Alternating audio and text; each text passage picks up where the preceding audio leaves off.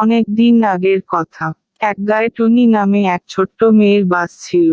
টুনি ছিল বুদ্ধিমতী, কিন্তু ছোট্ট বলে তাকে অনেকেই গুরুত্ব দিত না।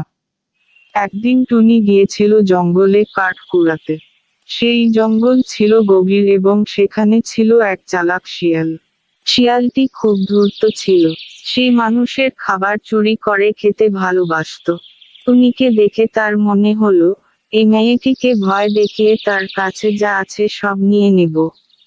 সে টুনির সামনে এসে বলল, এই মেয়ে, জঙ্গলে একা এসেছো? তুমি জানো না এখানে আমি থাকি? এখন যা কিছু এনেছো সব দিয়ে দাও, নইলে তোমাকে আমি খেয়ে ফেলবো। টুনি একটুও ভয় পায়নি। সে ভাবল, শিয়ালকে কৌশলে ঠকাতে হবে। তখন সে মিষ্টি গলায় বলল, আহা, শিয়াল ভাই, তুমি তো এত বড় এবং শক্তিশালী। আমাকে খেয়ে ফেললে তো তুমি ছোট্ট একটা মেয়ের পেট ভরবে না। তার চেয়ে যদি তুমি আমার সঙ্গে চলো, আমি তোমাকে এমন একটা জায়গা দেখাবো যেখানে অনেক খাবার আছে। শিয়াল লোভে পড়ে গেল।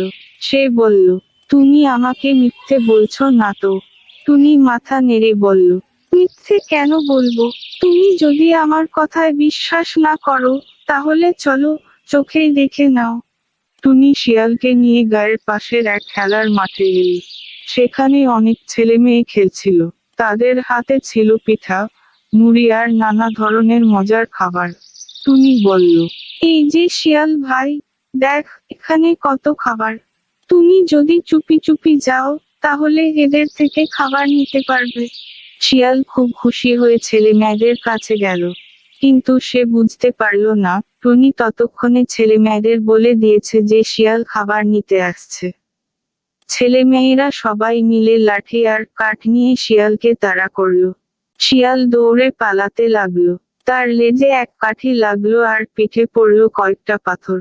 শিয়াল ব্যথায় কঁকিয়ে উঠল এবং চিৎকার করতে করতে জঙ্গলে ফিরে গেল। সেই দিন থেকে টুনির বুদ্ধির গল্প পুরো গ্রামে ছড়িয়ে পড়ল। সবাই তাকে বাহবা দিল। আর শিয়ালও শিক্ষা পেল যে লোভ করলে মস্ত বড় বিপদ হয়। শিক্ষা, ধূর্ততায় নয়, বরং বুদ্ধি ও সততা দিয়ে যেকোনো সমস্যার সমাধান করা সম্ভব।